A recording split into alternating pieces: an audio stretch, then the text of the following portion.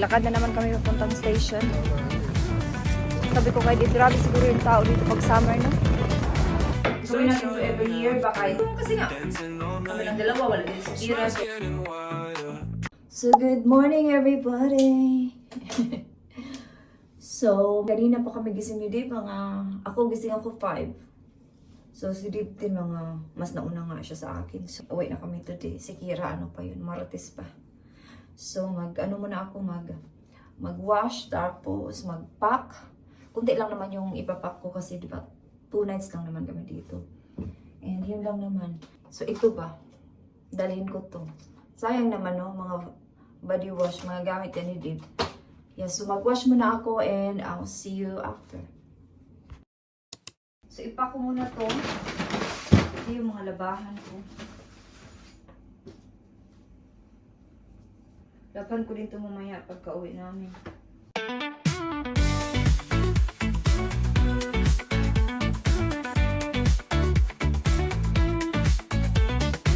Sunshine and laughter. Dito na dalhin yung mga bag. Mabango. Gamitin natin yan today para mabango tayo. Yan. Wala na yan.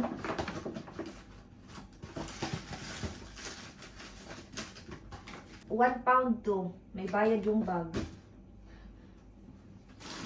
think wala akong plastic bag. Diyan lang yan.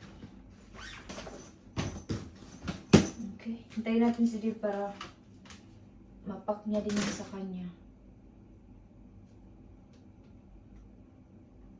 Liit eh. Bango.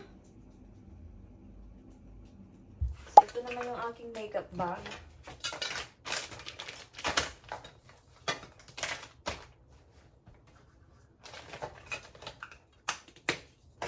Tapos na. Madalian na lang yan kasi pauwi naman. So magtimpla ulit ako ng kape or maybe hot chocolate para makain ko to. Nagkape na ako kanina. Kaming dalawa ni Dibs. Yung kinain ko yung half ng cake ba kagabi. Pupunta kami sa Jollibee. Kasi yung friend ko magpabili siya ng bucket of chicken. Kasi hindi namin nabili kagabi. Kasi busy yung Jollibee. Kaya ngayon na lang para fresh din yung chicken na bili namin. Siya muna ako. Kain ito ba? Tikman natin. Iwan sa? Hindi nanood ng TV. Ang sarap talaga ng mga tinapay ng Chinese. Red bean. Joyce is keen to get to the bottom of her travel plans with the help of a translator. Tell me why you've come to New Zealand today. Sarap. Silang coconut, meron silang pandan. I cannot remember that much. I have an itinerary. Okay, you want to show me the itinerary? Joyce assumed Sa lang naman ako bukas sa fish and chips pero dinilit ko yung aking schedule ba. So yung may-ari yung mag-work bukas si Pan. So depende kung ano yung energy ko bukas. Pero parang gusto ko mag-work. Walang work sa day bukas, naka-off pa rin siya. Sa Tuesday pa siya babalik. Surveying and building houses. Sarap niya. Isipon ako, si Dib, sige hatching. How are you going to get there? Vlog na lang ako mamaya pag nasa labas na kami. Sige, bumaba siya kanina kasi pumunta siya sa Greg's sa baba. Bumili siya ng sausage rolls. Tapos ako, yun na yung kinain ko yung cake na half kagabi. So ito na yung mga toiletries namin. Shein yung ginamit ko. Very handy to. Kung meron kayong mga ganito, i-keep nyo. Gamit nyo yan. So yan. Balak namin maglakad from here to the station. Kasi sabi ng aking sister-in-law, malapit lang naman daw. So, nagtingin si Div kung ilang minutes kung lakarin namin. Pero kung maglakad kami, okay lang din naman kasi wala naman kaming bata. So, gusto mag-TikTok muna ako, no? By the way, meron akong TikTok pero hindi ko siya pinapublic kasi hindi man ako magaling sumayaw. So, yeah. See you! Tingnan nyo, ang sarap! sira. So, nandito na kami ngayon sa labas. Naglakad-lakad lang kami kasi maaga pa. 11 pa yung check-out namin. So, babalik kami ng hotel mga nearly 11. Wala lang. Libot-libot lang kami dito. Maganda yung panahon, oh. Napaka-sunny today. So, nandito kami ngayon sa Covent Garden. Wala lang. Naglakad-lakad lang kami dito kasi maaga pa. Pasko na, oh.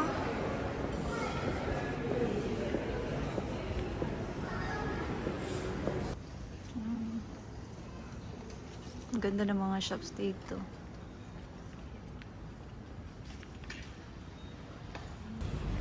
Napaka-quiet at this time.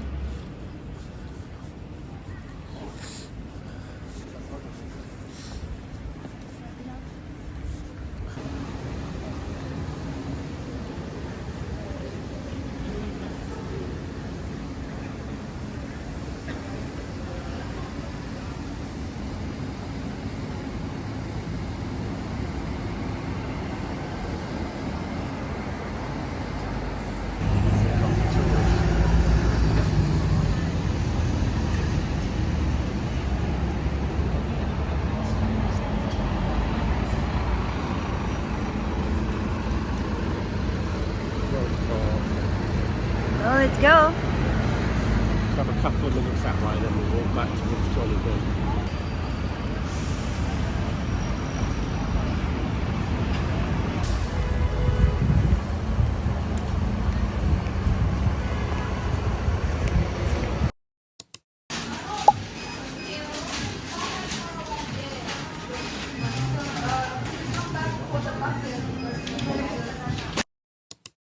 Di ba yung pagkuha ni Dave sa order, may babaeng dumaan, nalaglag yung kanyang order pa yung mga sus talaga nasa floor. Tinulungan ko si ate. Taga Norway pa yung sila, nag-order sila ng 4 na bucket ng chicken. Sabi nila taga Norway daw sila. Kasi kausap ko sila ate, kakaalis lang din nila. So ngayon wala pa yung order namin, mga 20 minutes na. So pabalik na naman kami ng hotel. 20 minutes na lang, kailangan na namin mag-check out.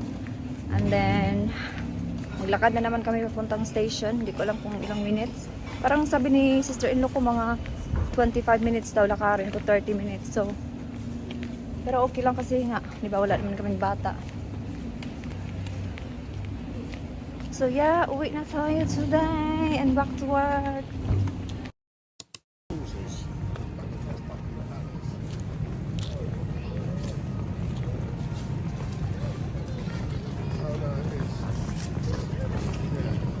So, nagkakad-lakad na kami papuntang station. So, nadaanan namin itong the palace.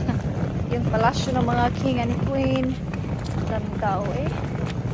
Sabi ko kay Dave, grabe siguro yung tao dito pag summer, no? Tingnan nyo, oh. Dami talaga mga turista. Ang laki ng park.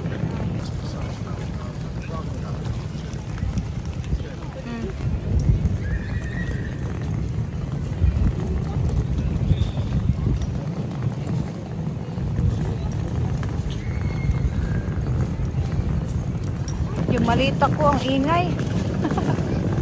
Yan yun. Makita. Yeah, we need to get round and get to the other side.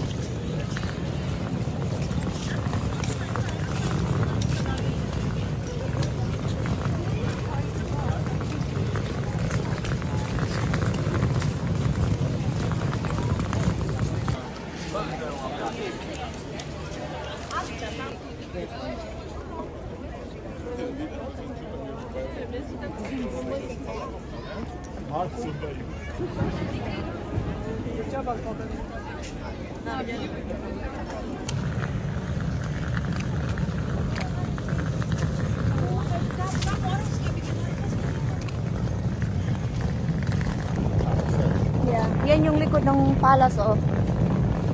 Daming tao dito. Mga tourist talaga lahat. So, malapit na kami sa station. And, tapos magkape kami kasi parang nagutom din ako. Yan yung mga dahon, oh. Parang kang nasa Korea.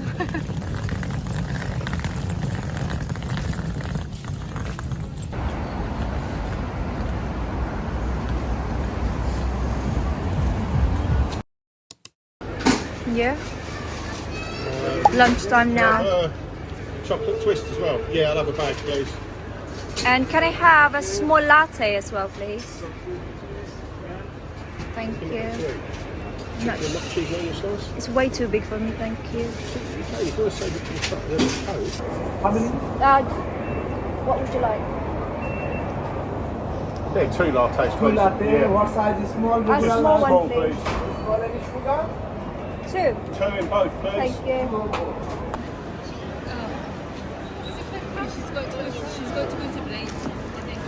Ito yung order namin, no? Kape, tag-isa kami ni Dave. Nag-order si Dave ng cheese and tomato pizza. So, nandito na kami ngayon sa station. So, mag-vlog na lang ako mamaya pag nasa bahay na kami. Nagutom na si Dave, oh. Kape. Kauwi na kami, mga ka-wonder. So, i-wash ko muna itong mga labahan. Ikwento ko sa inyo mamaya kasi mag-wash muna ako. Kasi di kumakain. Ako, patatapos ko lang kumain, nagutom ako. Pagkadating namin, diretso agad ako sa CR kasi naihi na talaga ako kanina. Pinipigilan ko lang. Alam niyo yung feeling na ihi ka na talaga. Wala ka nang pakialam. So, i-wash muna natin to. Tapos mag-shower na din ako soon. Yung cake ko na binigay ni Dave, hindi ko pa kinakain. Kailangan ko nang kainin yan tonight. Or else, masayang na naman yan. Kailangan ko talagang kainin.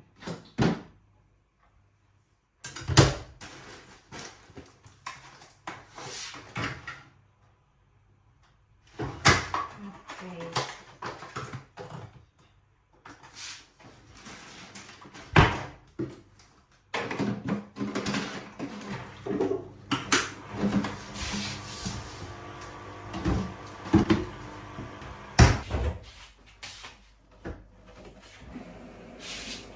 Kainin ko na tong cake, masayang to. Pero hindi ko to maubos. Half lang yung makain ko nito. So, kanina, ikwento ko sa inyo yung sa Jollibee ba? Yung pagkuha ni Dave ng order namin. Di ba may babae na dumaan din na may dalang pagkain. Ang ingay na naman. Siya may dalang pagkain din. Pagkalaglag, so inoff ko yung aking pag-vlog kasi tinulungan ko si ate. Tumalasik na sa pantalon ko yung gravy ba. So yun, umupo kaming dalawa ni Dave. Doon din sila. Sabi ko, na-vlog yung pagkalaglag ng pagkain. Tapos tawa kami ng tawa. So tinignan niya yung video. Pero hindi ko siya sinali. Kinat ko yung vlog na yun. Taga-ano daw sila? Taga-Germany pa yun sila. Tapos dadalhin nila yung Jollibee sa Germany. 2 hours flight. Natawa talaga kami. Uy, kay nalaglag man. So, yun lang naman. How's your food? That's good. So good.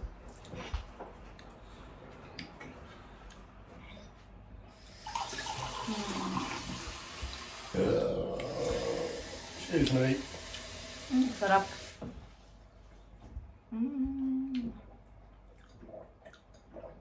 Pag mag-ano ba kayo ba? Pag mag-staycation or basta yung wala ka sa bahay, yung mga kinakain yung mga rubbish. Si Dave, kain niya ng mga fries, basta mga fried. Sabi ko sa kanya, pag back to work ka na, mag-back to ano ka na naman. Yung mga ginagawa niyang food. But anyway, hugasan ko itong mga plato, kainin ko muna itong cake. Para wala kami hugasan bukas. So, nakakapagod siya, no? Pero we both had a good weekend. Like, sabi ko talaga kay Dave na gawin natin to every year. Bakit? So, this year, pumunta kami sa London. Actually, ilang beses na kami pumunta sa London. Pero, hindi talaga kami yung pumupunta na London ay. Kasi yung mga ganun bagay, parang mga ano pa, pang turista siya. Pero, inulit-ulit namin. Yung kasi nga, kami lang dalawa, wala din si Kira. So itong staycation na to, nakabook na 2 months ago pa. I think mga early this year pa. Tapos yung nung nalaman ng sister-in-law ko na maglo-London kami, kasi nga half term, sabi niya, dadalhin niya daw si Kira sa, sa holiday niya sa France. Si Kira naman, pag yung auntie niya yung kasama niya, walang problema. Kasi close yan sila ng auntie niya. So kanina, nag-video call kami kaninang umaga. Tapos kahapon nag-send yung auntie niya ng mga videos pa. Maglagay ako ng isang video dito. So, tingnan nyo dito. Sinend ng auntie niya sa aming group chat. Tapos kanina nag-video call din kami kayo ng umaga at gabi din nag-video call din kami. Si Dave yung una niya kausap. Sabi niya, where is mommy? I wanna see mommy. Yun, nag-video call kami, nag-usap kami ng mga 10 minutes lang ata yun. Kasi aalis na din sila, alis na din kami, mag-check out na. Yeah, yun. Happy si Kira kasi nga kasama niya yung auntie niya. Anyway na, oy. Kakain muna ako. And see you mamaya.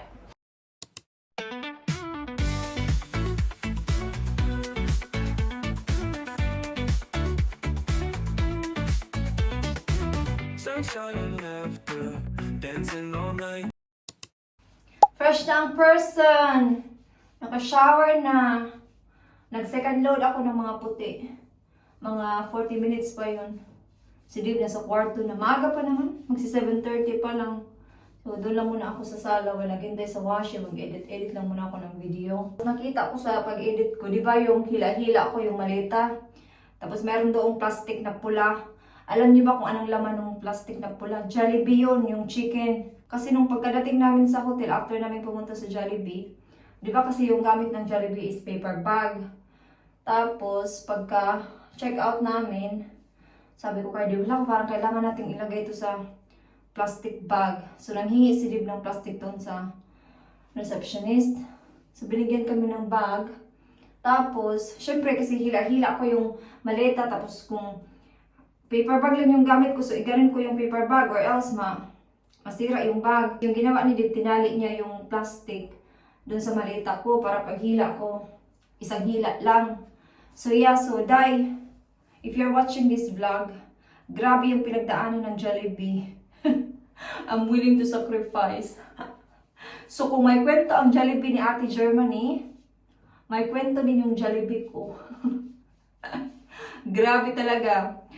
Yung Jollibee mo, Day, kung saan ako pumunta, dala-dala ko siya. Bitaw, grabe yun, no? Nang dahil lang sa Jollibee. Yeah, yun. Pagkadating naman namin sa bahay, tinignan ko, no? Yung isang gravy, na ano siya, natanggal doon sa pot. So, yung bag na nabasa. Pero tinapon ko kasi binigyan ako ng 5 or 6 ata yun na gravy binigay sa babae. Kasi nga, naghintay kami ng mga 20 to half an hour doon sa Jollibee. Kaya binigyan kami ng extra gravy. Yun lang naman. So yes, so i-end ko na dito yung vlog. Kasi mag-edit na ako ng video. And I hope nagustuhan nyo yung vlog namin today or yung vlog namin sa London. So hopefully next time, next year, that would be good kasi yung holiday namin is sa Pinas, Puhon. So yeah, so thanks so much guys for watching this vlog and I hope to see you guys in the next one. Bye-bye!